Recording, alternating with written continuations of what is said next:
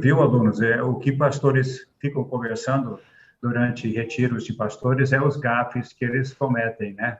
É. E aí, ai, cada uma. Uma vez, uma visitante, uma senhora visitante, devia ter lá os seus quase 60 anos de idade. E ela chegou com a filha, que tinha uns 20 e tantos, talvez perto de 30, nem 30. Eu acho que ela tinha uns 55, a filha uns 25 por aí. Aí eram visitantes, se apresentaram, aí eu conheci e tal. No domingo seguinte, ela aparece com um jovem da mesma idade da filha. Aí eu caio na besteira, né, de... Ah, é seu filho? Ela falou, não, é meu namorado, né? É, essas coisas, meu, acontecem. Eu aprendi a não adivinhar, sabe, não chutar mais. Dá erro, cara. Porque eu falei, olha, agora, dessa vez ela trouxe o filho, né? Mas não, era da idade da filha, cara. Aí eu não podia supor e ficou aquele clima assim. É melhor não explicar mais nada, mudar de assunto, porque vai fazer o quê, né? Já foi, né? Já era. E eu tenho muita mancada, né? Muito problema.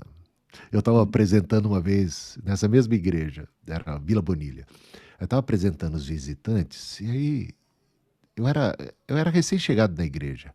Eu não estava tão familiarizado assim com a aparência das pessoas. Talvez eu tivesse uns 3, 4 meses, então tinha muita gente e tal. E de repente eu vi uma senhora. Eu falei, mas a senhora não levantou? A senhora não é visitante? Não, pastor. O senhor foi me visitar essa semana na minha casa, né? Aí eu olhei bem para si. Olha bem, vai vendo. Aí eu olhei bem para a senhora e eu falei assim: Ah, como assim? E tá, olhei bem assim. Ah, a senhora pintou o cabelo então, né? Para lascar tudo, eu saí com essa. E ela tinha realmente pintado o cabelo. Era uma senhora de cabelo branco. E agora tinha pintado o cabelo, então ela me enganou. E eu. E a minha esposa depois me chamou a atenção. Você piorou a situação, porque as mulheres não gostam desse tipo de comentário, de exposição pública. E eu acabei saindo com essa. Ai, ai, Então, ai, ai, ai. é um, é um problema atrás do outro. Eu tenho muitas histórias assim de mancadas, né? Ixi, é.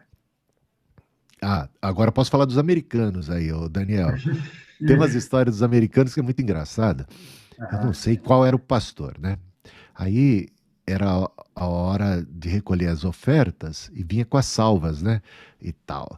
Aí, quando chegou nas mãos dele para ele agradecer, era o saquinho, né? Com dinheiro, sim, né? sim. Aí Aham. ele falou assim: Vamos agora dar graças a Deus porque já estamos de saco cheio.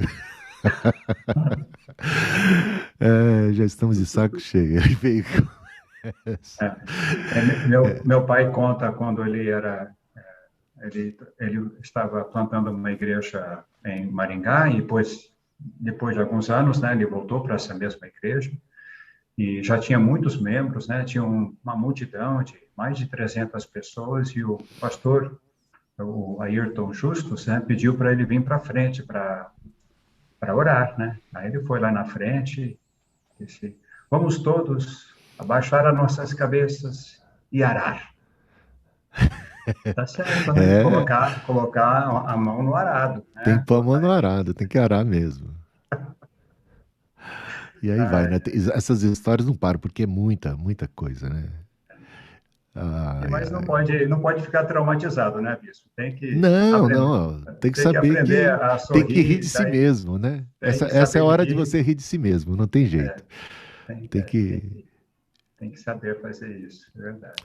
Muito bom. Hoje é dia 24 de maio, né? Dia daquela experiência que marcou a vida de John Wesley, um divisor de águas. Ele teve o seu coração estranhamente aquecido. Ele teve uma convicção de que seus pecados haviam sido perdoados. Ele sentiu paz com Deus e ele passou a amar a Deus de uma maneira diferente, né? Antes talvez ele amasse a Deus para conseguir alguma coisa ou um lugar no céu. Agora ele amava porque ele era era muito agradecido. Ele tinha sido muito perdoado, ele tinha encontrado essa graça salvadora que o conduziu àquela experiência do amor de Deus sendo derramado no seu coração pelo Espírito Santo. E a gente vai trabalhar um pouco esse tema, e eu vou passar a bola já para o Daniel, que eu sei que ele vai tratar do assunto, vai trazer uma devocional nesse nível, e hoje a gente vai... eu vou, claro, responder algumas questões que vocês ainda tiverem de assuntos anteriores, mas iniciaremos hoje essa obra do Espírito Santo, esse papel do Espírito Santo, essa obra de santificação, essa obra de consolação, de derramar amor e de nos inspirar, né? E nos mover para uma vida de vitória sobre o pecado, o diabo, o mundo. É isso aí, Daniel, a palavra está com você. Muito obrigado, bispo. Obrigado mesmo. É um dia que nós, da tradição wesleyana e metodista, lembramos com muita celebração, com muito carinho. E deste ano, sabendo que eu ia fazer esse devocional, eu dei uma olhada mais de perto, né, daquela entrada no diário de Wesley, que ele mesmo colocou, e durante todo o seu ministério, né, ele apontou para esta data como o divisor de águas, né? Ele mesmo citou e lembrou daquilo que aconteceu naquela noite de quarta-feira, dia 20, quase, né? Aqui é terça-feira, mas foi quarta-feira. E eu quero só ressaltar, né, algumas coisas sobre aquilo que ele experimentou. Aqui é o relato do diário de Wesley, né? 24 de maio, 1738. À tarde, fui com pouca vontade a uma reunião na Aldersgate Street, em Londres. Quando cheguei, alguém estava lendo o prefácio de Lutero, a Epístola de Paulo aos Romanos. Cerca das 20 horas e 45 minutos, olha a exatidão britânica, enquanto ele descrevia a mudança que Deus opera no coração mediante a fé em Cristo, eu senti o meu coração estranhamente aquecido. Eu senti que agora confiava realmente em Cristo, somente em Cristo, para a salvação. E me foi dada a segurança de que Cristo havia perdoado os meus pecados. Sim, os meus. Olha a ênfase, os meus pecados. E que eu estava salvo da lei do pecado e da morte.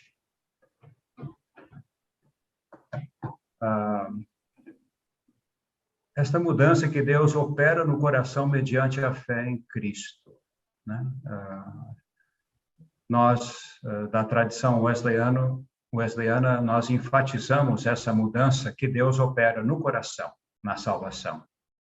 Não é só uma mudança no nosso status de não salvo para salvo, mas existe algo que é feito por Deus em nós, né? Em nossa vida, né? Eu senti o meu coração estranhamente aquecido. Já em 1738, Wesley era muito voltado para as Escrituras, né? E aqui ele pega essa frase, coração estranhamente aquecido, justamente daquele encontro pós-ressurreição, em que ele esteve com 2 discípulos e abriu-lhes o conhecimento da palavra, e partiu o pão com eles e agradeceu, e aí depois, quando Jesus já não estava mais com eles, eles disseram, puxa, como o nosso coração estava estranhamente aquecido, né? Nós sentimos algo diferente dentro de nós, né? E o segundo texto que Wesley cita nesta entrada, né, no diário dele, é logo esta última frase, salvo da lei do pecado e da morte. Isso me leva a pensar, a cogitar, que o que foi lido no prefácio de Lutero à Epístola de Paulo, em Romanos, era do capítulo 8, versículo 1 e 2. Agora, pois, já não existe nenhuma condenação para os que estão em Cristo Jesus, porque a lei do Espírito da vida, em Cristo Jesus, livrou você da lei do pecado e da morte. Interessante que a leitura de um comentário da Bíblia foi o que despertou algo que mudou, transformou a vida de John Wesley, né? E ele agora ele veio a entender a profundidade de Romanos capítulo 8, versículo 1 e 2, que não há mais condenação. O coração dele estava livre, livre do medo, livre da tormenta, aquele medo que ele sentiu no navio, indo para os Estados Unidos, para as 13 colônias, já não tinha mais poder sobre ele. Ele foi liberto. E 2 vezes no texto, aqui em Romanos capítulo 8, versículo 1 e 2, tem a frase tão famosa, tão conhecida nas epístolas de Paulo, em Cristo, em Cristo. E aqui ele diz que eu senti agora que confiava realmente em Cristo, somente em Cristo. Aqui Wesley repete 2 vezes esta frase paulina, né? Em Cristo e em Cristo, para a salvação. E me foi dada a segurança de Cristo, que havia perdoado os meus pecados, sim, meus, e que eu estava salvo da lei do pecado e da morte. Então, ele não estava mais, a partir daquele momento, ele experimentou algo, aquela manifestação divina de Deus sobre a vida dele, e aquilo que aprisionava ele, que trazia angústia e tormenta, Wesley não tinha mais aquilo foi removido. Aquele fardo pesado demais para ele, Jesus removeu. Ele foi salvo, ele foi, na minha tradução, liberto da lei do pecado e da morte. A lei do pecado é o peso da culpa da nossa consciência, né? E da morte, a lei da morte é quando você cumpre a lei apenas exteriormente, quando o cumprimento da lei não vem do coração, não vem de um coração nascido de novo. E Wesley aqui estava experimentando algo que ele talvez até conhecia mentalmente, mas não havia ainda experimentado na sua vida. Outra coisa que eu vejo aqui, neste diário, no que Wesley escreveu no seu diário, esta união de experiência com a razão. E Paulo também descreve isto. Ele disse que, para ele estava disposto a largar todas as coisas para conhecer Cristo e ser encontrado nele. E Wesley teve uma experiência muito semelhante ao apóstolo Paulo. Quando ele agora sentiu, ele entendeu, houve uma transformação profunda no seu ser. Eu acho interessante que Wesley descreve isto no seu diário, e ele é muito franco, né? Ele diz: à tarde fui com pouca vontade. Acho que isso é importante para nós.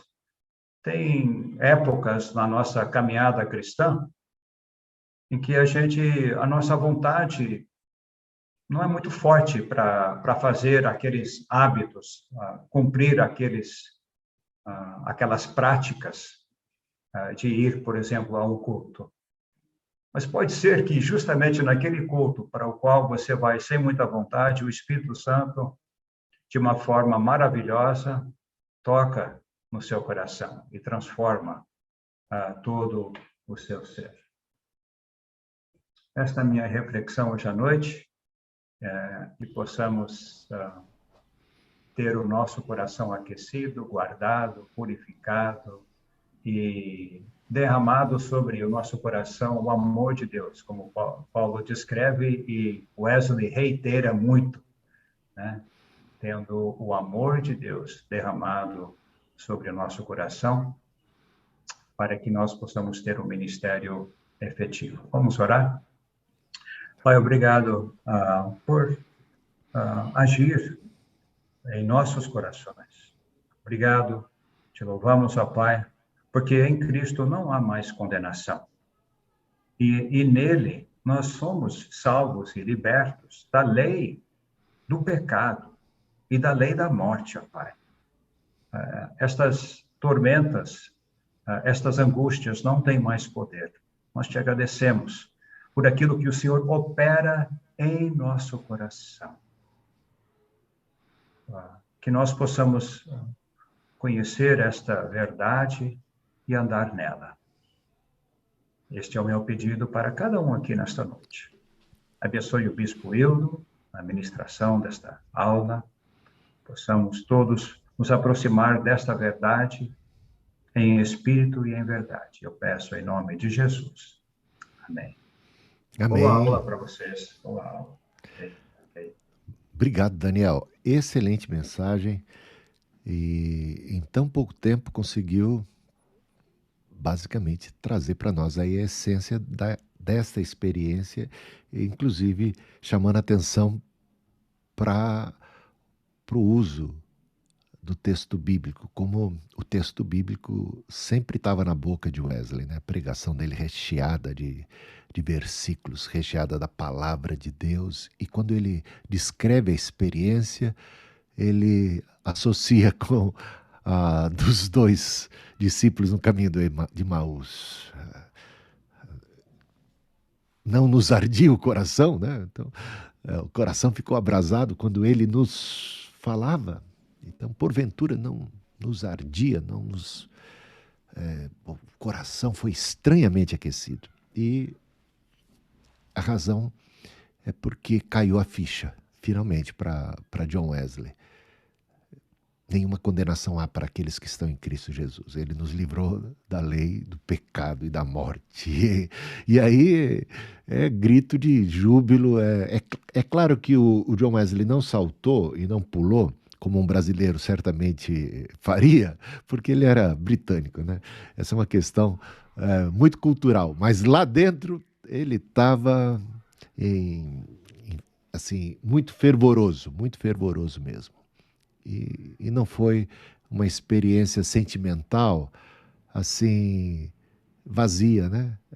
Ela teve tanto significado que esse significado se vê no decorrer de toda a existência, ministério, vida, ação de John Wesley. As emoções, né, fazem parte do ser humano. Sentir, faz parte. Agora, é ruim quando a emoção é uma coisa, sabe, meio de time de futebol, de torcedor, de qualquer coisa assim, meio frívola, né? Leviana, vazia, e depois passa e aí... Então, uma experiência com Deus genuína, ela muito provavelmente vai produzir alguma espécie de emoção, de sensação, de percepção disso, de alegria ou de contrição.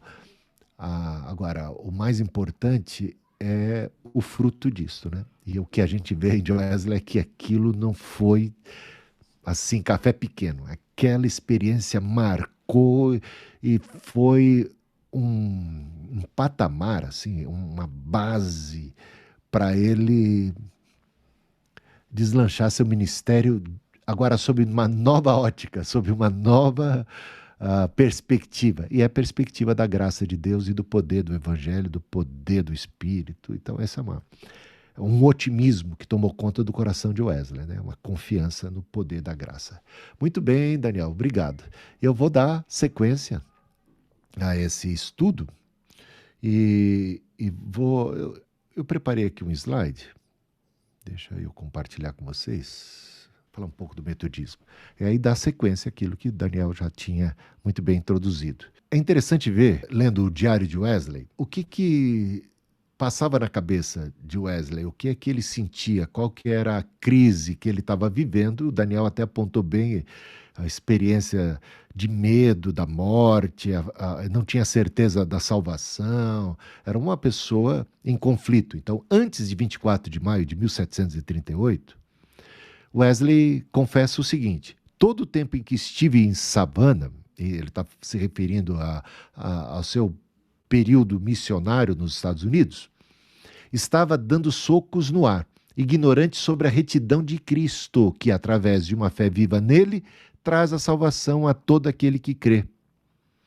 Eu ainda estava debaixo da lei e não debaixo da graça. Tá? A verdadeira fé viva em Cristo é inseparável do senso de perdão de todos os pecados. Essa vai ser uma conclusão que ele vai ter a partir dessa experiência. Pela fé em Cristo, eu senti meu coração estranhamente aquecido, senti que confiei em Cristo, Cristo apenas para a salvação, e uma garantia me foi dada de que ele tinha tomado meus pecados, até mesmo os meus, e tinha me salvo da lei do pecado e da morte. A condição da nossa justificação é a fé somente, e não as obras, visto que todas as obras feitas antes da justificação têm nelas a natureza do pecado. Então, para você ter só nessas frases aqui um conceito de que essa experiência deu uma clareza para John Wesley a respeito da justificação pela fé, salvação pela graça. E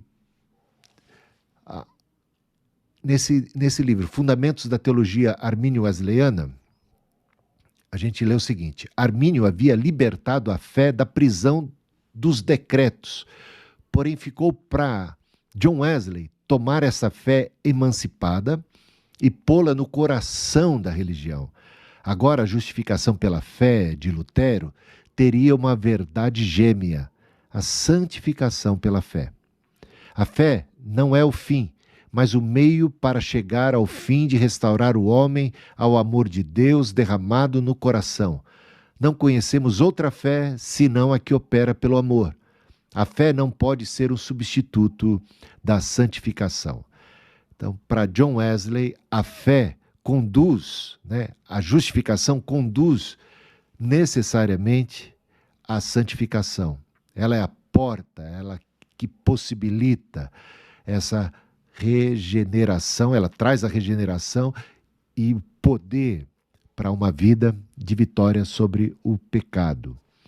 E a John Wesley, então, pela justificação somos salvos da culpa do pecado e restaurados para o favor de Deus. Pela santificação somos salvos do poder e da raiz do pecado e restaurados à imagem de Deus. Então, pela justificação somos salvos da culpa e restaurados para o favor, reconciliados. Temos paz com Deus, Somos reconciliados com Deus. Agora, pela santificação, somos salvos do poder e da raiz do pecado e restaurados à imagem de Deus. O pessimismo de Lutero. E a gente vê isso também em Calvino. O pessimismo em relação aos efeitos da queda. O pecado como algo inevitável para eles. Um mal inexorável. Tem até aquela canção antiga, um corinho que só os da velha guarda vão lembrar, Tropeça aqui, cai acolá, mas de novo levanta e começa a cantar. Ou seja, a ideia de que não há como não tropeçar e que isso é normal, isso faz parte da realidade, a gente não há o que se fazer para evitar o pecado. O pecado é alguma coisa inevitável, um mal inexorável, O máximo que a gente consegue é dar uma dourada na pílula, ou digamos assim, não deixar extrapolar.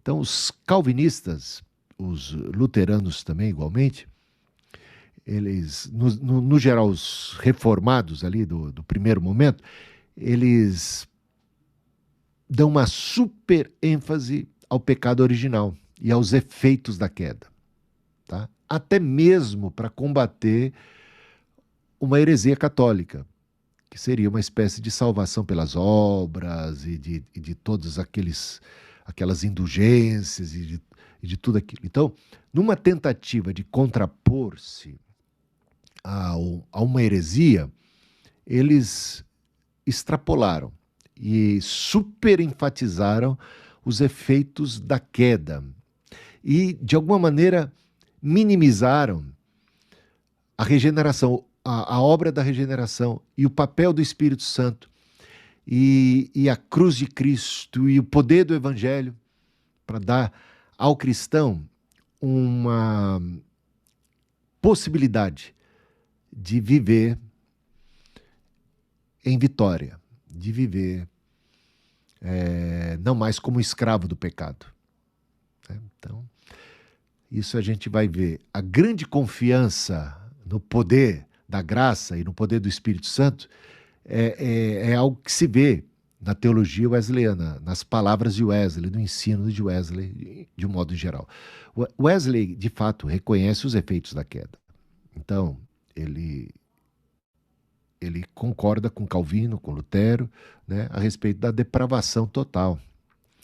A doutrina que diz que nós caímos em pecado e nascemos em pecado e não há um justo sequer, ou seja, num certo sentido, não é possível um ser humano, agradar a Deus, cumprir a vontade de Deus na força da carne. A gente, de fato, está maculado lá na alma. Mas John Wesley, embora até que caminhe lado a lado, de braçada com os demais reformadores, ele agora se apega ao poder do Evangelho, ao poder do Espírito Santo, à obra de Cristo. Né? Então, sua ênfase sobre a importância da obra de Cristo em nós, tanto quanto o que ele fez por nós. Não é... Você veja, Calvino, Lutero trabalham muito bem essa questão daquilo que Cristo fez por nós. Ele perdoou os nossos pecados, ele morreu na cruz em nosso lugar, ele nos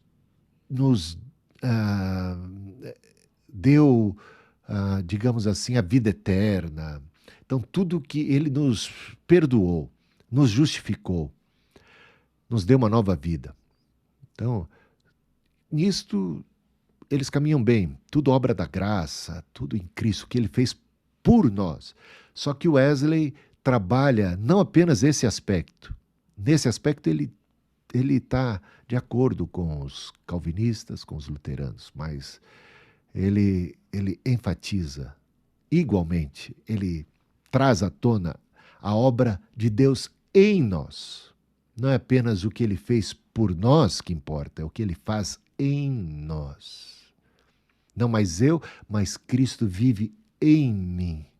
E a vida que eu vivo agora, eu vivo pela fé no Filho de Deus. Wesley preocupou-se não somente com as questões da justificação, do perdão, mas também com as relacionadas ao novo nascimento. Então, Wesley trabalha muito essa questão da regeneração. Não é apenas justificação, é também regeneração. E regeneração é uma nova vida, é um novo coração.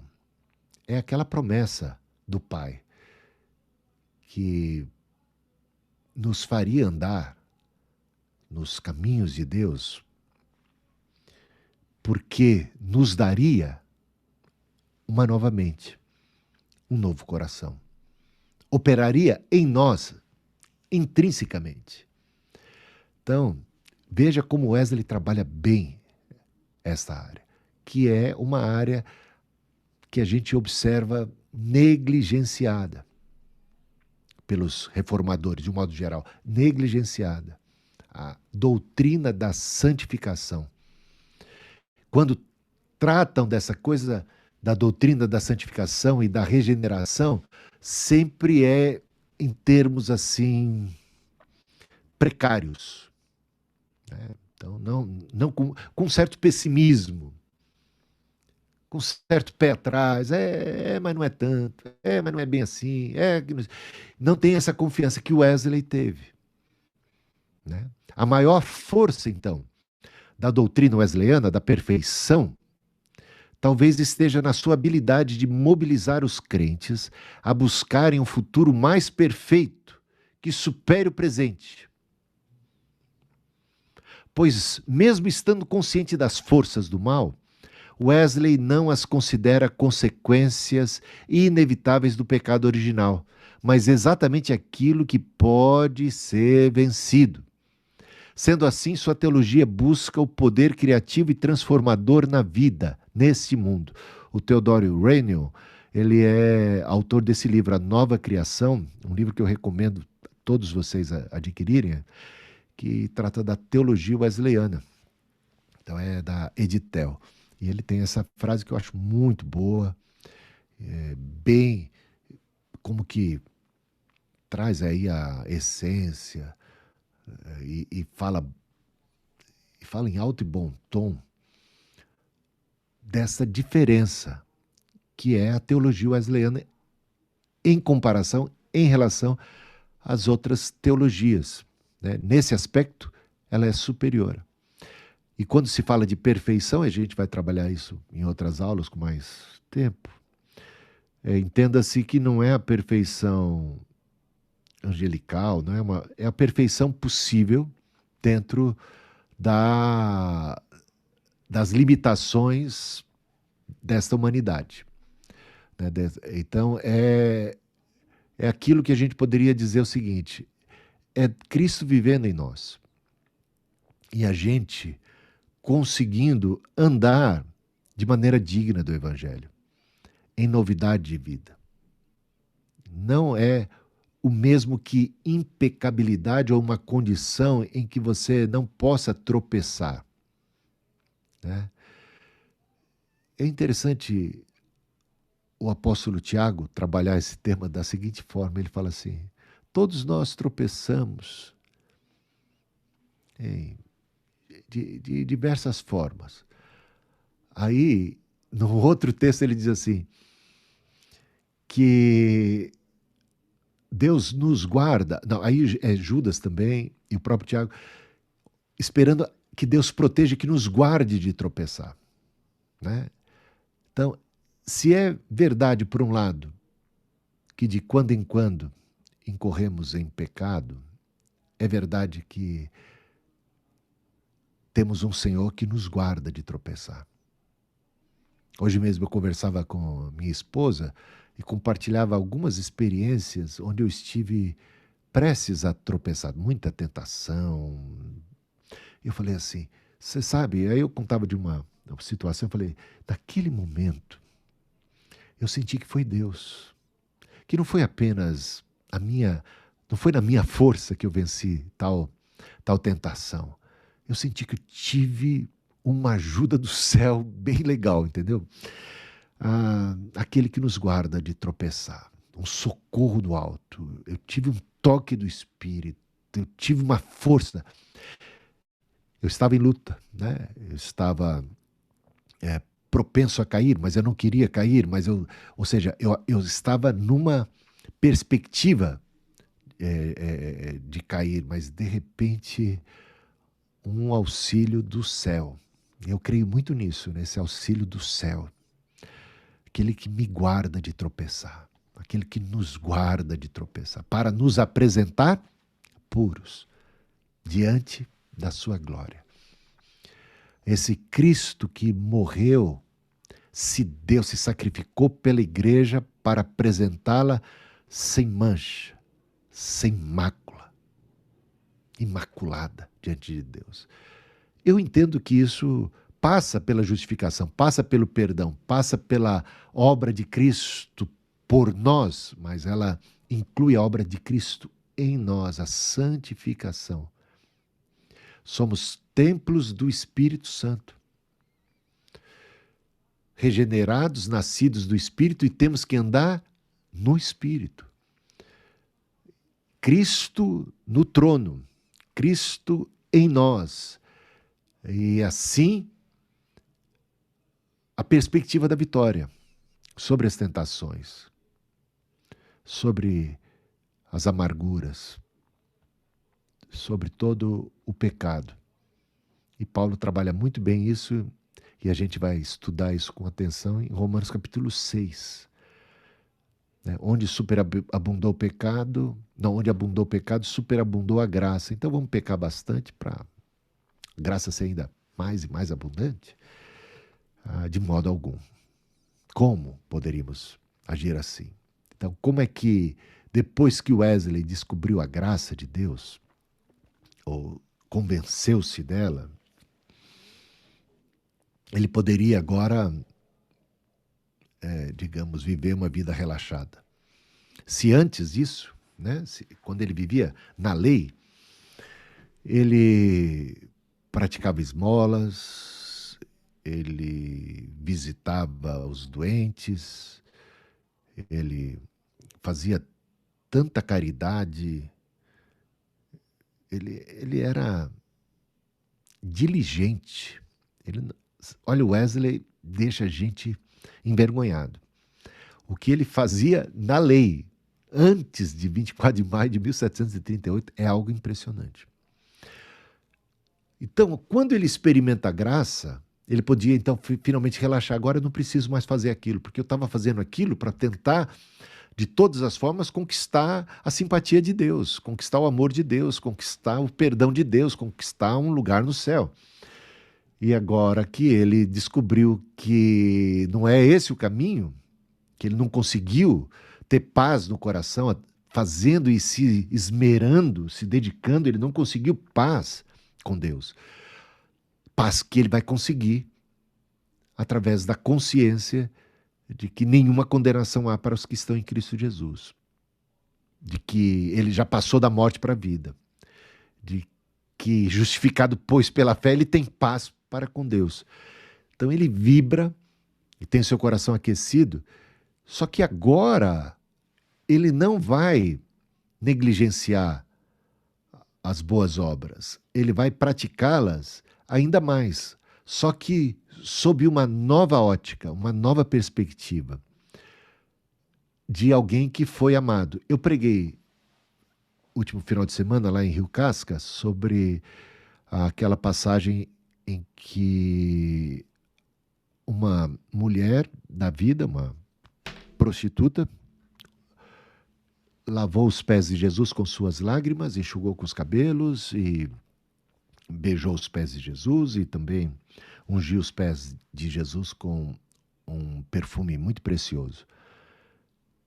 E isso é em contraste a toda maneira, digamos, rude com que Jesus foi tratado pelo fariseu Simão. Então, o contraste entre a atitude do fariseu e a atitude da mulher pecadora é muito grande. Jesus trabalha isso com uma parábola. E nessa parábola, o cerne dessa parábola, ou seja, a lição, a moral, é que a pessoa que muito é perdoada, ou que tem a consciência de que foi muito perdoada, é uma pessoa que passa a amar. Então Jesus aponta, olha, todas as atitudes dessa mulher são derivadas da consciência dela de ter recebido perdão, muito perdão da parte de Deus. Então ela muito está amando porque muito foi perdoada. Então é sinal da graça. Então ela está muito agradecida, ela agora se torna uma devota de Jesus Cristo, ela não mede esforços, ela derrama tudo que tem de mais precioso, ela chora, ela corre o risco, digamos, de ser expulsa daquela casa, ela não está nem aí, ela quer honrar a Jesus e faz isso publicamente com muita coragem. E ao contrário, o fariseu, que sentia-se, digamos, o rei da cocada, cheio de orgulho espiritual, ele não manifesta nenhum sinal de amor, de apreço, nenhuma gratidão, nada em relação a Jesus. E Jesus diz, é porque você, possivelmente, não tem a consciência de que precisa de perdão, ou se sente assim, muito digno, né? Alguém que apresenta uma folha de serviços prestados lá diante de São Pedro e consegue um lugar no céu na boa, né? Cadeira cativa. Então, pessoas orgulhosas e presunçosas. E o que a gente vê na atitude da mulher é que ela, tendo recebido muito perdão, ela muito ama. O que a gente vê em Wesley é que agora que ele recebeu essa consciência do perdão, eu senti que meus pecados foram perdoados. Sim, os meus foram perdoados mesmo. Eu tenho paz com Deus. Aí o que, que acontece? Ele ama mais. E aí é a porta da graça que faz com que, pelo Espírito Santo, o amor de Deus seja derramado em nosso coração. E o que é a santificação, senão o produto da graça, do amor de Deus derramado em nossos corações, que muda o nosso olhar. A gente passa a ser seres mais compassivos, mais misericordiosos, mais humildes, né? Não somos pessoas cheias de si que se sentem melhores do que as outras, não. Somos filhos da graça. Então a santificação sempre nos leva a uma atitude de humildade e não de superioridade. O legalismo leva as pessoas que praticam isso e praticam aquilo a se sentirem superiores àqueles que não estão nesse nível, nesse patamar de espiritualidade, não chegaram a tanto, né? Então eles se baseiam muito no mérito pessoal. Agora, quando a gente encontra a graça, então a gente percebe que não é por nós, ou pelas nossas boas obras, mas pela sua graça. Ele nos salvou pelo lavar regenerador e purificador do Espírito Santo que ele derramou sobre nós abundantemente. E aí a gente passa a amar porque foi amado. Nós o amamos porque primeiramente ele nos amou. Então, tudo em nós passa a ser uma resposta à graça, uma resposta ao amor de Deus. E isso inclui a santificação, ou as nossas boas obras, que passam a ser frutos do Espírito. Elas não são, veja só, elas não são frutos da carne, elas não são produtos humanos, pura e simplesmente. Elas têm o poder do Espírito em nós, que nos leva a agir agora de maneira a agradar a Deus. Não porque estejamos querendo conquistar algo, mas porque já fomos conquistados por Deus, conquistados pelo seu amor, que a gente já não consegue mais viver outra vida que não seja a vida da graça, da misericórdia, da compaixão, da solidariedade, porque a gente foi batizado por esse amor, porque a gente foi tocado por esse Espírito, essa graça. E aí a gente vai agir agora de maneira a, até mais fecunda, digamos assim, do que anteriormente. Só que não mais com aquela angústia, agora com aquela alegria.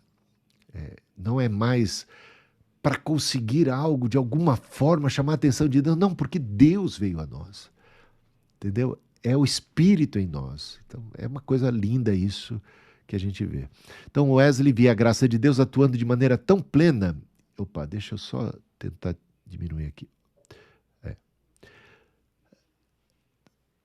Tão plena e abundante que ninguém deveria estabelecer limites para a ação do poder de Deus através da igreja na era presente.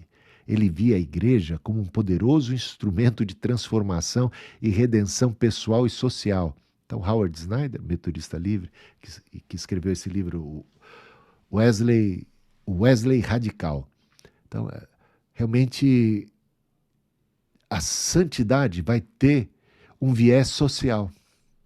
Ela não é apenas algo que alcança o indivíduo, não é algo que tem a ver apenas com a relação do indivíduo com Deus, mas tem a ver com os relacionamentos horizontais, tem a ver com a nossa consciência social, com a questão da família, a questão do Estado, a questão da natureza, envolve ecologia, toda a consciência da criação.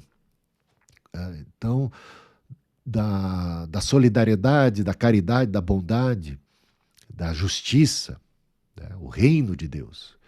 E aí não há limites. E Wesley tinha uma confiança no poder do evangelho para alcançar e transformar um indivíduo, uma família, um bairro, uma cidade, um país, um mundo. transformar o mundo. Então ele cria piamente na cristianização do mundo, né? Nas portas do inferno, sucumbindo e caindo uma a uma ao avançar da igreja. Embora, claro, ele tivesse uma dose de realismo, né? Ele sabia que também o evangelho seria pregado para testemunha a todo mundo, né?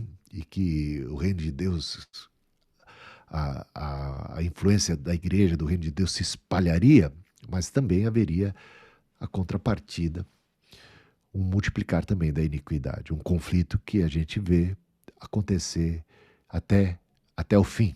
Não haveria trégua, né, nessa batalha espiritual, mas a igreja, ela tem o DNA da vitória, ela tem o DNA de influenciar, de transformar. E essa fé de Wesley levou ele a batalhar para a mudança social, para lutar contra a escravidão, para combater trabalho infantil, exploração de trabalhadores e também promover escolas para as crianças, educação, né, uma melhor educação, uma melhor formação. Ele e os metodistas, de um modo geral, se ocuparam de promover diversas reformas sociais, até a reforma das prisões. Isso se deve ao metodismo, um metodista que é notório. Então, começou a reformar as prisões da Inglaterra, depois da Alemanha, de outros países. Então, isso até teve um efeito em cadeia, como a própria libertação dos escravos. E é atribuído a John Wesley, ao movimento metodista e tal, e liderado por ele, que a Inglaterra não tenha caído, né, numa crise semelhante à que teve a França, né, uma revolução sangrenta. Então a Inglaterra conseguiu estar em melhor condições, e isso se deve ao avivamento, a conversão de muita gente, a transformação de vida, a melhoria, né, das condições sociais da própria sociedade. A igreja sendo sal da terra, sendo luz do mundo, preservando, beneficiando, até mesmo quando ela não é reconhecida. Muitas vezes o papel da igreja não é valorizado devidamente por pessoas seculares. E, em alguns casos, eles acabam até se rendendo e vendo, olha, o papel é importantíssimo. A ação da igreja é realmente algo louvável. Então, para o calvinismo, a graça salvadora só é concedida aos eleitos e a regeneração precede a fé. Para o wesleyanismo, a graça salvadora se manifestou livremente a todos os homens. A salvação não se dá por meio de um decreto divino, mas pela fé em Cristo. Sem a graça preveniente, que concede a todos poder para crer, ninguém jamais poderia exercer fé em Cristo. Porém, com esse poder, o ato de fé passa a ser próprio de cada indivíduo. Deus nunca crê por uma pessoa, no lugar dessa pessoa. Nem tampouco irá se arrepender em seu lugar. Daí compreende-se melhor a razão de ser das exortações bíblicas para que as pessoas tenham fé e as severas advertências para que não permaneçam incrédulas. Acho que a gente podia fazer um intervalo agora e daqui a pouco nós voltamos, tá bom, gente? Inteira santificação. Olha só esse versículo aqui de 1 Pedro, capítulo 2, versículo 24. Carregando ele mesmo em seu corpo sobre o madeiro os nossos pecados, para que nós, mortos para os pecados, vivamos para a justiça. Por suas chagas fostes sarados. Fomos ou não fomos sarados, né? Então, veja só, mortos para os pecados, vivamos para a justiça. Porque por suas chagas nós fomos sarados. Fomos libertos e sarados ou seguimos ainda escravos do pecado? Colossenses 1,13. Pois ele nos resgatou do império, do domínio das trevas e nos transportou para o reino do Filho do seu amor. Ele nos resgatou desse domínio das trevas. A nossa condição agora é de novas criaturas. O pecado já não vai ter mais domínio sobre nós. 1 João 3,8. Aquele que pratica o pecado é do diabo, porque o diabo vem pecando desde o princípio. Para isso o Filho de Deus se manifestou, para destruir as obras do diabo. E aí a gente falava sobre Lutero, Calvino, muita gente realmente que interpreta Romanos capítulo 7 de um modo a contradizer o que Paulo afirmou em Romanos capítulo 6 e o que ele diz em Romanos capítulo 8. Vamos lá ver o problema? Então, isso eu já tratava naquele outro, da primeira aula, né?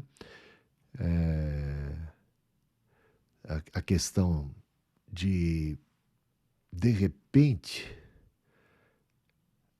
supervalorizar os efeitos da queda e colocar o crente como alguém, um ser vendido ao pecado, sob o domínio do pecado, escravo do pecado, impotente diante da carne, do pecado e do mundo, né? Bom, isso aqui é uma outra frase aqui que tem a ver com os batistas, né? Wesley parabeniza os batistas por exigirem arrependimento para a conversão, mas questionava a incoerência de não fazer mais questão de arrependimento e santificação após a conversão. Uma vez salvo, salvo para sempre. Agora botei o boi na sombra, meu. Santidade vista como status soteriológico para muita gente, muitos cristãos. A santidade é assim, é o status. Você é santo porque você está identificado com Cristo, então você tem uma santidade imputada, como uma justificação. Não que você realmente participe da natureza divina, que você tenha santidade agora de vida, de fato e de verdade. Você é denominado santo como status de quem está em Cristo. Está santificado porque está purificado, está perdoado, justificado, né? E isso leva ao quê?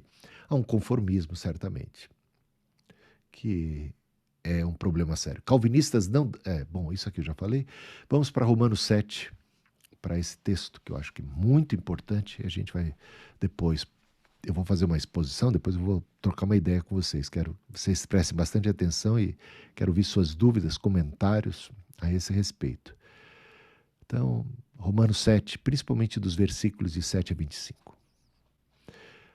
Olha só, aqui, inclusive, reside a chave para compreender Romanos capítulo 7, esse texto que é muito mal interpretado por muita gente, como se referindo a um crente, a um cristão genuíno. O drama seria, então, digamos, um relato autobiográfico do apóstolo Paulo. Né? Pasmem, né? Porque olha só o que é dito e como é que isso poderia ser dito pelo apóstolo Paulo, ou até mesmo por um crente genuíno, autêntico e verdadeiro. A chave para compreendermos está exatamente aqui nesses versículos iniciais, versículos 5 e 6. Repare bem, porque quando vivíamos segundo a carne, as paixões pecaminosas postas em realce pela lei operavam em nossos membros, a fim de frutificarem para a morte. Agora, porém, libertados da lei, estamos mortos para aquilo a que estávamos sujeitos, de modo que servimos em novidade de espírito e não na caduquice da lei. Esses versículos são muito importantes para a compreensão do que vem a seguir, porque eles são o resumo do que vem a seguir. É como se tivéssemos aqui o esboço. O versículo 5, falando da nossa vida pregressa, antes da graça, antes do Espírito, antes do novo nascimento. Quando vivíamos, está falando de uma vida pregressa, quando vivíamos segundo a carne, como o apóstolo Paulo viveu, quando Saulo, fariseu, como Wesley viveu segundo a carne até 24 de maio de 1738, tá? Quando vivíamos segundo a carne, ou seja, tentando agradar a Deus no esforço humano, para os nossos próprios méritos, ele está falando dele como judeu, ele está falando dos judeus, de um modo geral, daqueles que ainda estão debaixo da lei e não debaixo da graça. Porque quando vivíamos segundo a carne, as paixões pecaminosas postas em realce pela lei, porque é isso que Paulo desenvolve até então, que a lei é boa, mas ela simplesmente é inalcançável humanamente falando, ou seja, o homem não consegue viver e cumprir satisfatoriamente a lei porque o homem é pecador, né? Porque o homem tem em si os efeitos da queda. Então, o que faz a lei? Ela realça o pecado. Porque sem o conhecimento da lei, a gente nem tem noção de quão pecador a gente é. Mas quando a vontade de Deus se manifesta através da lei, fica muito escandalosa a nossa incompetência, a nossa inadequação. Então ela realça o quê? O pecado. A lei acaba não salvando as pessoas, a lei acaba condenando as pessoas, porque a gente acaba não cumprindo devidamente toda a lei. E aí o que temos? A culpa. Então, quando vivíamos segundo a carne, as paixões pecaminosas postas em realce, porque a lei não acabava, não aniquilava, não resolvia o problema, apenas realçava o problema. Estabelecia um tremendo contraste, né? E deixava em evidência a pecaminosidade humana daquele que tentava viver a lei por seu próprio esforço. Então, a sensação de fracasso, de vazio, de inadequação, o sentimento de culpa era uma constante. Postas em realce pela lei, operavam em nossos membros a fim de frutificarem para quê? Para a morte, para a condenação. Então, a lei do pecado e da morte. A lei que realça o pecado, né? Porque ela não cura o pecado, ela simplesmente aponta o pecado, né? Revela o pecado, escancara o pecado. Então, essa lei do pecado é a lei que leva à morte, porque ela traz a condenação. Todos pecaram, destituídos estão da glória de Deus. Então ele está falando sobre esse versículo 5, é um resumo da vida vivida sob a lei na carne, vivida na carne, sob as condições da lei da antiga aliança. E é exatamente disto que ele tratará nos versículos a seguir.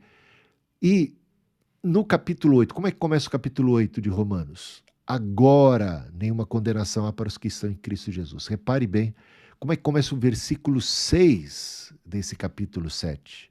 Agora, porém, libertados da lei. Estabeleça, veja aqui o paralelo. Então, este versículo 6, ele já fala de quem está em Cristo, de quem encontrou a libertação da lei do pecado e da morte. Lei do pecado e da morte, que é um estado pregresso daqueles, de todos nós, quando vivíamos tentando agradar a Deus e satisfazer e cumprir a lei na força da carne. Então ele vai descrever o miserável homem que somos nessa condição pregressa. E no capítulo 8 ele descreve quem nós somos agora em Cristo Jesus. Agora em Cristo Jesus, nenhuma condenação há para os que estão em Cristo Jesus, né? Que não andam segundo a carne, que andam segundo o Espírito. Então, agora, porém, libertados da lei, estamos mortos para aquilo a que estávamos sujeitos. Estávamos sujeitos ao pecado. Éramos dominados pelo pecado, né? Escravos do pecado. De modo que servimos em novidade de espírito e não na caduquice da letra. Então, versículo 5, ele vai agora destrinchar. É como se a gente estivesse fazendo aqui um sermão de Paulo. O sermão de hoje tem 2 tópicos. E o primeiro tópico aqui no versículo 5. E o segundo tópico aqui no versículo 6. A partir daí, nós temos uma exposição do primeiro tópico, que é a condição do homem sem Cristo, sem a graça, sem o Evangelho, né? Sem o Espírito Santo. Vivendo na carne, pregressa, condição pregressa. Vivíamos, de Paulo mesmo, antes da conversão. E agora, a partir do versículo 6, a gente vai encontrar já a exposição desse sermão, então, no capítulo 8. Agora! É o tremendo agora que temos aqui, tá bom? Então, um esboço do sermão, uma introdução.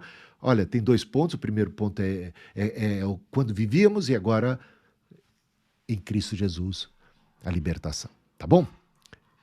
Isso é imprescindível para você compreender o cenário e evitar o erro dos calvinistas, o erro dos batistas e de tantos outros irmãos em Cristo que, infelizmente, creem que Paulo esteja agora, a partir do versículo 7 até o 11 ali, descrevendo a sua própria condição. Isso seria inadmissível. Que diremos, pois? É a lei pecado? De modo nenhum, mas eu não teria conhecido o pecado senão por intermédio da lei, pois não teria eu conhecido a cobiça senão se ela não dissera, não cobiçarás, mas o pecado, tomando ocasião pelo mandamento, despertou em mim toda sorte de concupiscência, porque sem lei está morto o pecado. Outrora, sem a lei, eu vivia, mas sobrevindo o preceito, reviveu o pecado, e eu morri. E o mandamento que me fora para a vida, verifiquei que este mesmo se tornou para a morte, porque o pecado, prevalecendo-se do mandamento, pelo mesmo mandamento me enganou e me matou. Ele está falando da vida dele, pregressa certamente, né? E ele continua. Por conseguinte, a consequência desse estado, né, de coisa, a lei é santa. O mandamento, santo, justo e bom. Acaso o bom se me tornou em morte? De modo nenhum. Pelo contrário, o pecado, para revelar-se como pecado, por meio de uma coisa boa, causou-me a morte, a fim de que, pelo mandamento, se mostrasse sobremaneira maligno. Basicamente aquilo que eu tinha dito anteriormente, né? Porque bem sabemos que a lei é espiritual. Eu, todavia, sou carnal. Paulo está falando dele agora? Paulo está falando da condição dele cristã? Ou ele ainda continua falando da sua condição pregressa? Ou da condição do homem natural? Daquele ser humano que ainda não experimentou o novo nascimento? Essa é a questão. Paulo estaria agora falando dele, descrevendo a si mesmo como apóstolo? Será? Veja se isso cabe para Paulo ou para qualquer cristão, porque bem sabemos que a lei é espiritual. Eu, todavia, sou carnal, vendido à escravidão do pecado. Quem é esse eu? O eu carnal, o eu humano, não o novo nascido. Porque nem mesmo compreendo o meu próprio agir, pois não faço o que prefiro e sim o que detesto. É isso que acontece com o apóstolo Paulo? Essa é uma descrição do apóstolo. Eu não faço o bem que eu quero, mas o mal que eu detesto, esse eu acabo fazendo. Esse é o apóstolo? Alguém vendido ao pecado, escravo do pecado? Alguém que não consegue fazer o bem que tanto deseja fazer, ele não consegue? Ele acaba fazendo o mal que ele detesta, que ele odeia, que ele tenta evitar de toda maneira. Ele é simplesmente impotente diante do mal e incapaz de fazer o bem? Ele está descrevendo a si mesmo? Não, ele está descrevendo a si antes da conversão, ou a qualquer um antes da conversão, antes do novo nascimento, que tenta e que acredita que pode viver debaixo da lei. Paulo está tentando desmontar a tese judaica de que é possível agradar a Deus no esforço humano.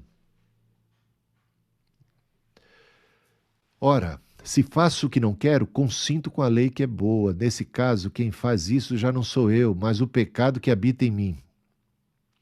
Porque eu sei que em mim, isto é, na minha carne, não habita bem nenhum.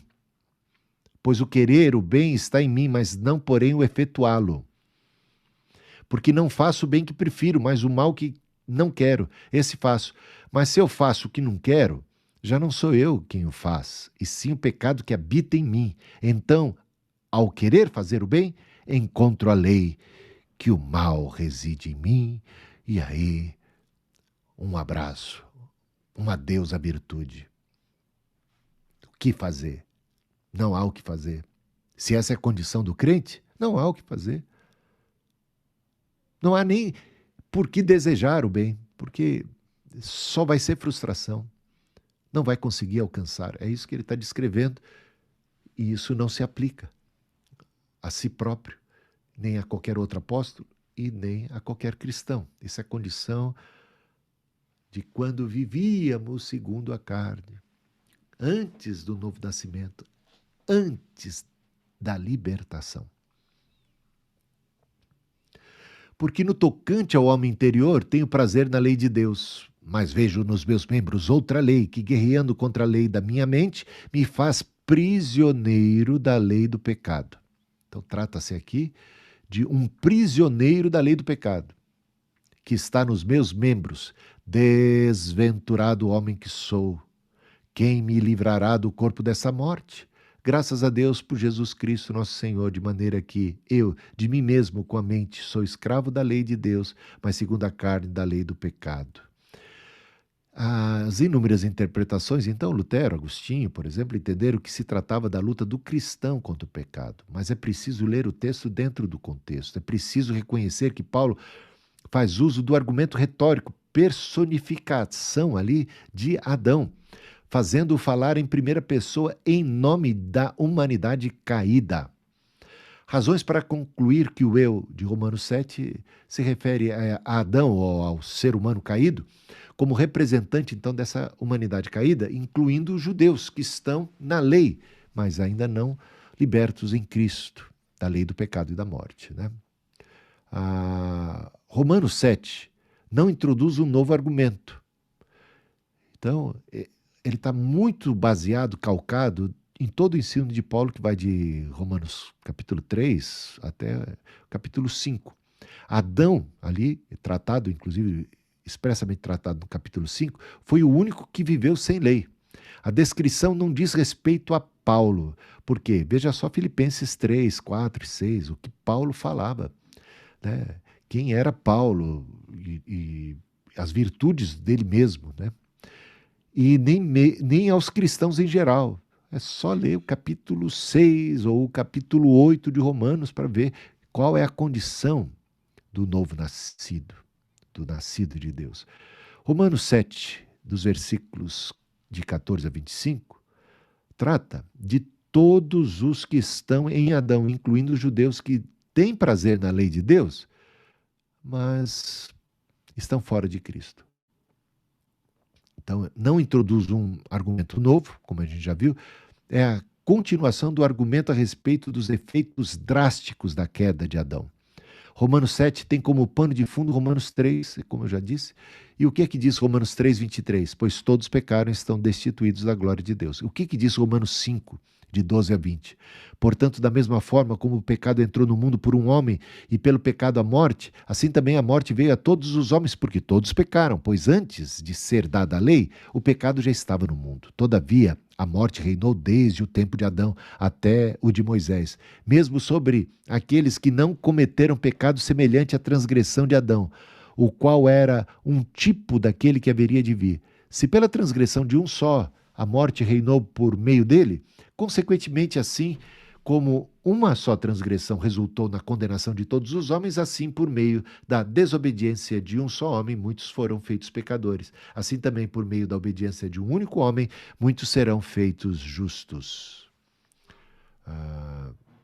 Aqui, deixa eu ver se eu consigo colocar isso para baixo. Tá. Adão foi o único que viveu sem lei. Outrora, sem lei, eu vivia, mas sobrevindo o preceito, reviveu o pecado e eu morri. Né? Houve um momento em que Adão estava sem até aquele mandamento da não comerás do fruto desta árvore. Né? Podemos supor que esse foi o caso, até que ele recebeu o mandamento. Então ele vivia sem lei até então. Mas veio a lei e a proibição e logo manifestou-se a rebeldia, o pecado e o mal. E o mandamento que me fora para a vida, verifiquei este mesmo se me tornou para a morte, porque o pecado prevalecendo-se do mandamento, pelo mesmo mandamento me enganou e me matou. Adão foi a primeira pessoa a violar o mandamento, não cobiçarás, e que ele morreu em consequência dessa desobediência, experimentou essa morte, né? Paulo jamais falaria assim, mas esta não era a experiência pessoal de Paulo de modo algum, mesmo antes de se converter ao cristianismo. Olha o que ele diz aqui em Filipenses 3, 4 a 6, né? Aí você veja isso depois em casa com mais calma. Romanos 7, versículos 5 e 6. Como é que Paulo poderia dizer, né? Diz que os cristãos viviam assim antes da conversão, né? Como a gente já viu. E, de novo, Romanos 8, de 1 a 2, diz que os cristãos foram libertos. Romanos 6, 6 diz: foi crucificado com ele o nosso velho homem para que o corpo do pecado seja destruído e não sirvamos o pecado como escravos. É a descrição de uma pessoa caída, todos os que estão em Adão e não ainda em Cristo. E o contraste fica aqui evidente. Veja só, Romanos capítulo 7, alguns versículos aqui, alguns trechos de Romanos capítulo 7, comparado com o que Paulo disse em Romanos capítulo 6, o que ele acabara de dizer, inclusive, né? Em Romanos capítulo 7, esse eu aqui diz: eu sou carnal, vendido à escravidão do pecado. Não faço o que prefiro, e sim o que detesto, o pecado que habita em mim. Porque eu sei que em mim, isto é, na minha carne, não habita bem nenhum. Me faz prisioneiro da lei e do pecado. Já em Romanos capítulo 6, veja só, dos versículos de 18 a 22. E uma vez libertados do pecado, fostes feitos servos da justiça para a santificação. Porque quando éreis escravos do pecado, que resultado colhestes? Somente as coisas de que agora vos envergonhais. Agora, porém, libertados do pecado, transformados em servos de Deus, tendes o vosso fruto para a santificação e, por fim, né, a vida eterna. Ainda comparando, né, agora com Romanos capítulo 8, o mesmo trecho, né, vendido à escravidão do pecado carnal, o pecado que habita em mim, na minha carne não habita bem nenhum, sou prisioneiro da lei do pecado. Veja só, Romanos capítulo 8, versículos 1 e 2 e versículos 9 e 11. Agora, pois, já nenhuma condenação há para os que estão em Cristo Jesus, porque a lei do Espírito da vida em Cristo Jesus te livrou da lei do pecado e da morte.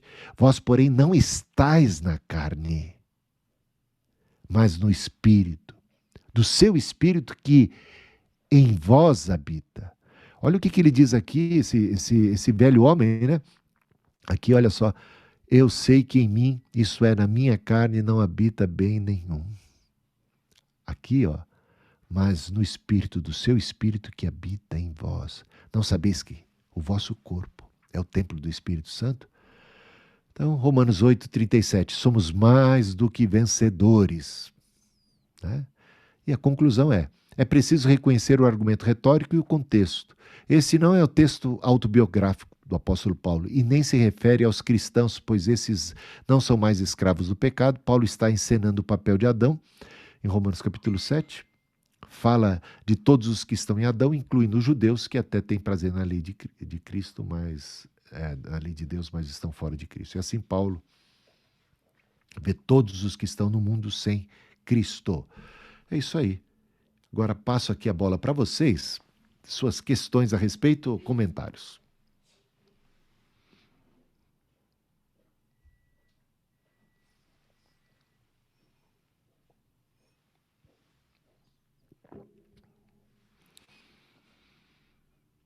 Tá tudo tranquilo aí, gente?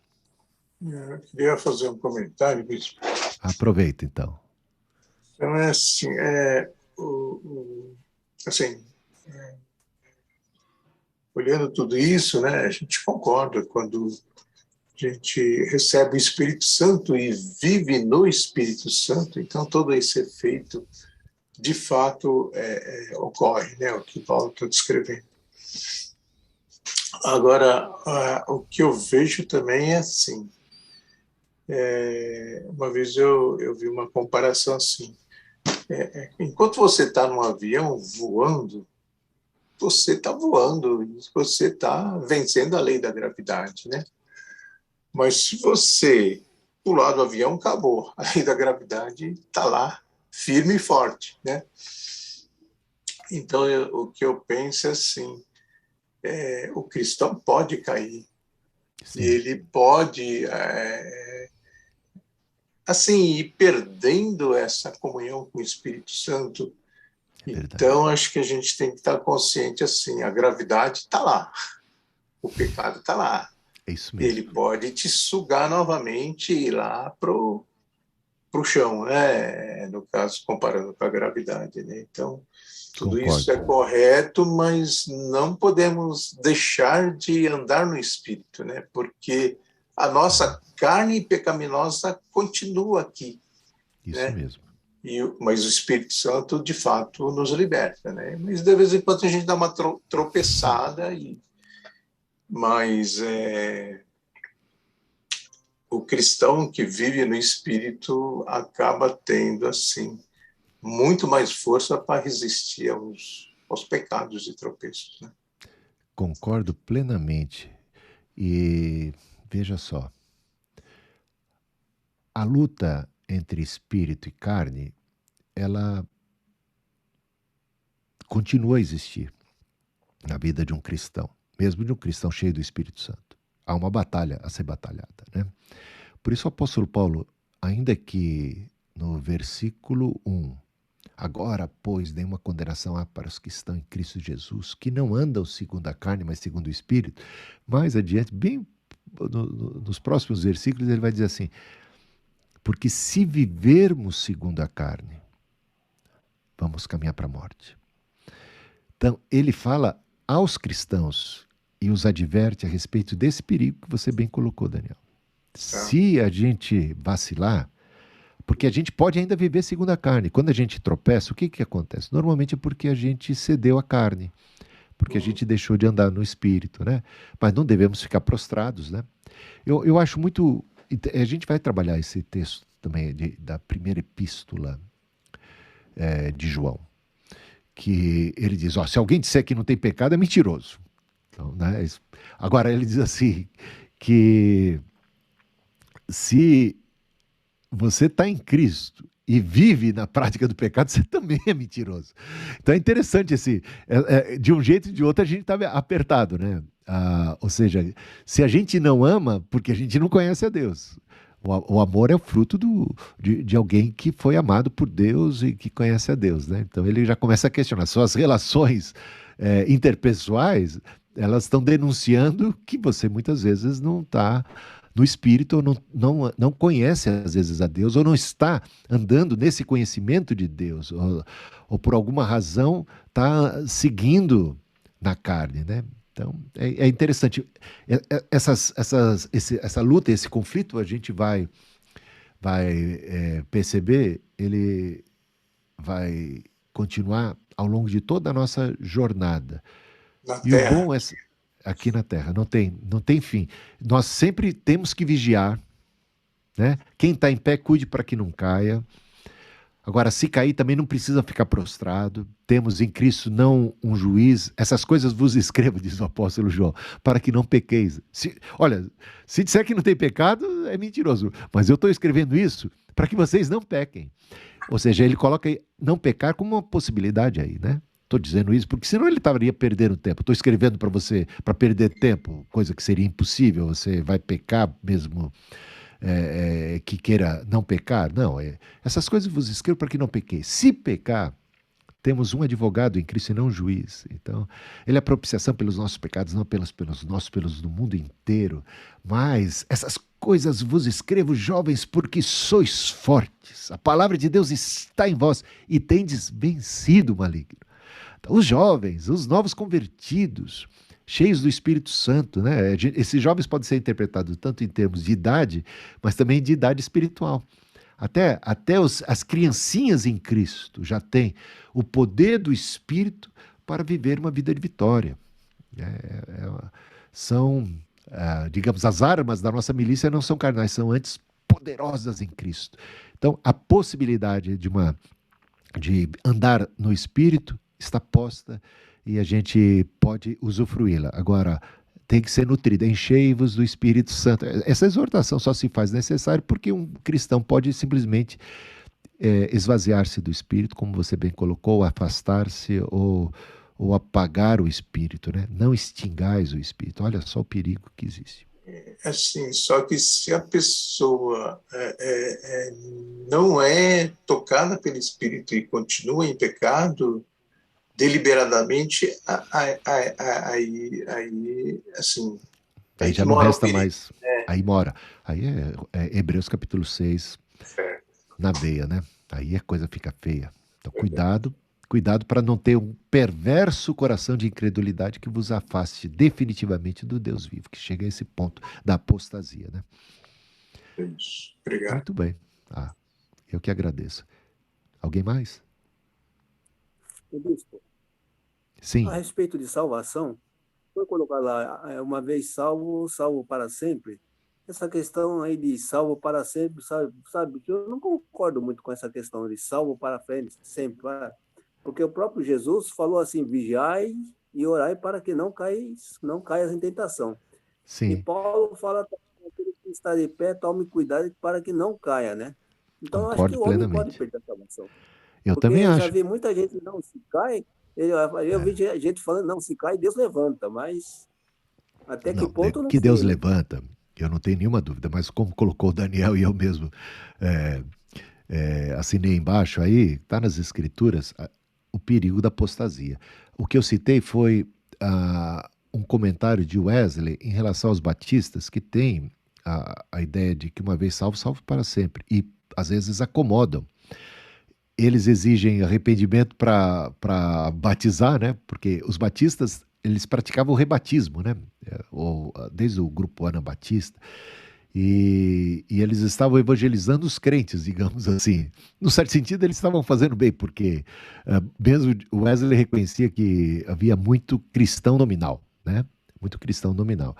E eles estavam, então, tinham todo um discurso da evangelização, os batistas, chamando os crentes ao arrependimento, para experimentarem a regeneração. Só que depois eles afrouxavam a corda, né?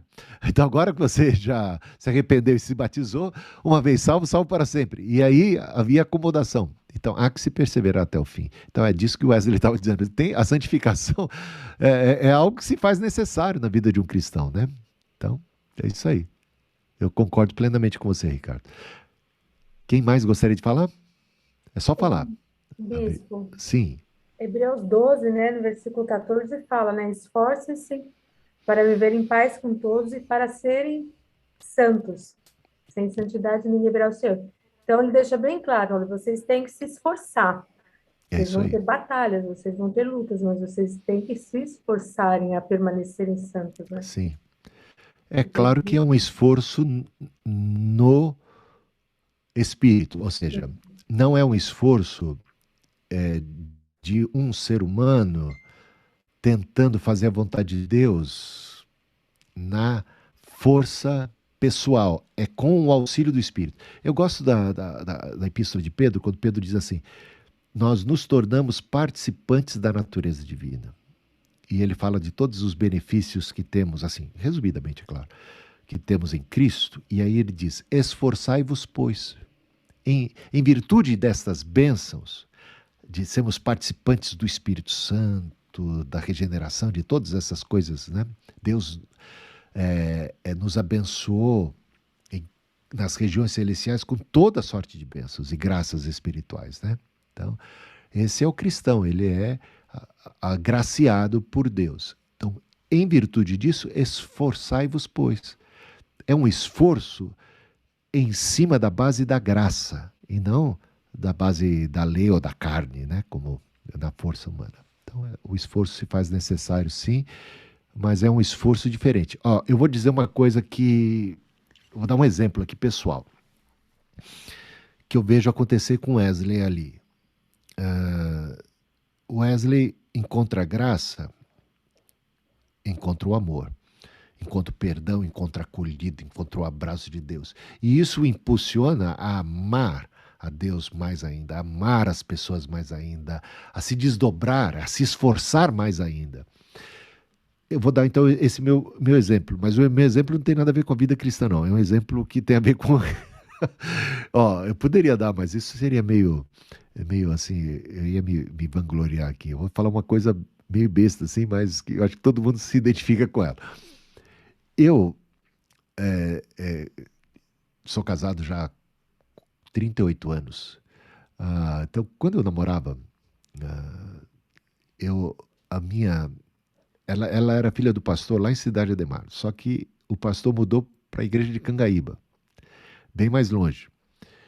Não sei se vocês sabem a diferença, extremo sul ali, Cidade Ademar, né, até Cangaíba.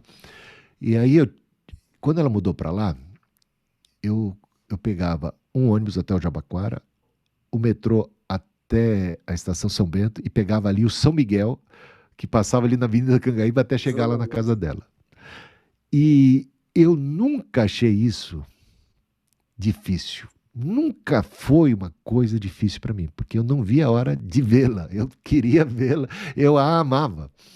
E o amor fez com que esse trajeto nunca fosse pesado para mim.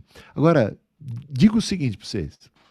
Me peça agora, fala assim, porque às vezes acontece. Ô bispo, você tem que assinar aqui no cartório tal, vem aqui não sei das quantas, lá, aí eu tenho, gente, eu falo assim, mas que longe, hoje eu tenho carro, né? Eu ainda falo, mas que longe, eu peguei esse trânsito, que hora que eu vou voltar, se terminar, eu vou pegar a hora do rush, tudo fica mais difícil. Por quê? Porque se trata de um ofício, de uma tarefa, de alguma coisa assim meio legalista, de cumprimento de uma ordem, uma coisa assim da burocracia Olha, eu vou te falar, na vida pastoral nem tudo são flores, né? Tem um montão de coisa que a gente faz, que a gente é obrigado a fazer, que são os ossos do ofício. Isso todo mundo tem. Que não é necessariamente aquela vocação. Cada profissão tem, né? Tinha que falar isso lá para o Romário, tem que fazer educação física, tem que fortalecer a musculatura, tem que correr não sei quanto. Então, não importa o que você você vai ter sempre aquele lado um pouco mais pesado, do esforço.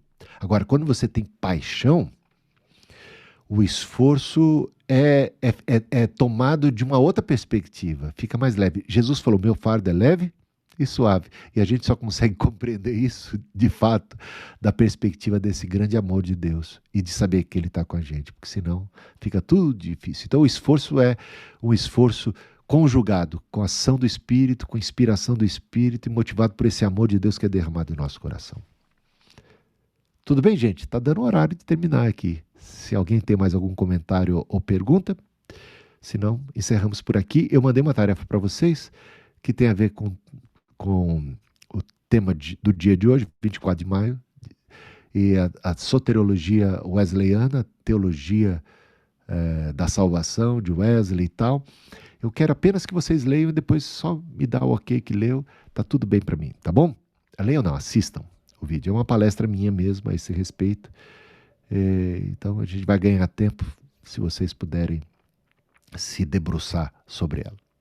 É isso aí. Bispo, sim. só mais um pequeno comentário, assim, porque eu vejo essa passagem de Paulo, tudo, e assim, eu fico me comparando à minha vida cristã. Parece que antigamente, né, eu não via problema algum e mal me esforçava.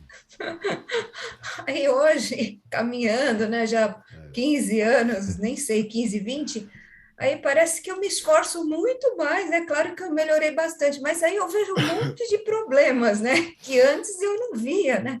E agora é aquele negócio, parece que a luz, do evangelho clareia, né? E a gente começa a enxergar tudo que é pontinho preto, né? Para querer tirar da nossa vida, né? Mas assim, aí às vezes eu até reflito, falei, nossa, mas eu me esforço tanto e caí de novo naquele pecado, caí de novo naquela tentação, né? E como o senhor falou, acho que nós vamos passar a vida inteira assim, né? Nesse esforço. Só que antes eu não enxergava nada disso, comparando antes da conversão, né? É natural que uma pessoa que não está diante da luz de Deus se sinta até muito confortável com o pecado, né? Nem veja pecado como pecado. Eu particularmente, tenho essa experiência também num período que eu fiquei, digamos, no mundo. Não, no mundo, assim. Mas eu orava ainda, lia a Bíblia, mas eu estava meio conformado. Sabe aquele, não vos conformeis com esse século? Eu estava conformado com esse século, eu estava nos contornos desse século. Eu falava palavrão, contava piada suja, brincava, zoava, brigava, era um moleque de rua, né? Então, e eu não me sentia nem um pouco mal depois dessas coisas todas, achava que isso era natural. E até me sentia muito melhor do que boa parte dos meus amigos ou dos conhecidos. Eu achava que se Deus tinha que salvar alguém, eu estava ali no topo da lista, porque, afinal de contas, eu não estou roubando, não estou matando, não estou prejudicando ninguém. De alguma maneira, era um pensamento que a gente tem. Agora, quando eu realmente, eu diria, me converti, ou voltei, assumi o meu cristianismo, e me deparei cada vez mais com a luz do Senhor, com a graça, a minha condição fica cada vez mais patente. Então, o que Paulo coloca ali, que a lei ela acaba ressaltando o pecado, né? Então, quanto mais próximos de Cristo, mais pecadores nos sentimos, mais humildes ficamos, né? Então, é um tanto comum.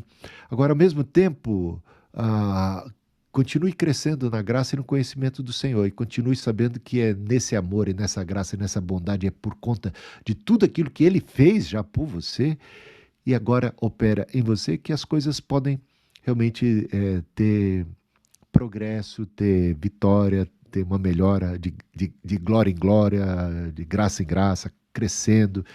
E o Senhor te ajuda, você não está sozinha. Ele geme por você, o Espírito Santo geme por você, né? Sabe das suas lutas e intercede por você. Amém. Amém. Obrigada.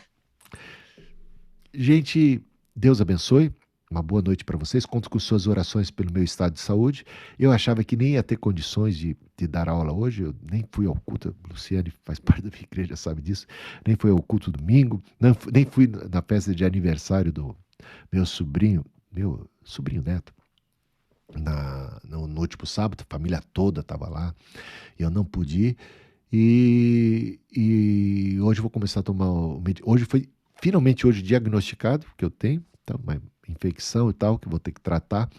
Tenho já tomando agora os antibióticos, vou começar a tomar o primeiro comprimido agora às 9, tem que tomar às 9 e pouco, e depois às 9 e pouco, de 12 em 12 horas. Mas eu estou bem assim, bem naquelas, né? Até não estou perfeito, né? Aliás, como seres humanos, né? Ainda não alcancei a perfeição, mas o Senhor está cuidando de mim. E conto com suas orações, oro por vocês, Deus abençoe, guarde a cada um nas suas lutas, dilemas. E uma boa semana de estudo, de vida, de crescimento, de graça. Deus proteja e guarde a cada um de vocês. E até terça-feira que vem, se Deus quiser. Valeu, pessoal. Obrigada, Bispo. Deus abençoe. Boa noite a todos. Muito obrigado. Tchau, boa noite. Amém. Boa noite, Deus Valeu, abençoe. Valeu, gente.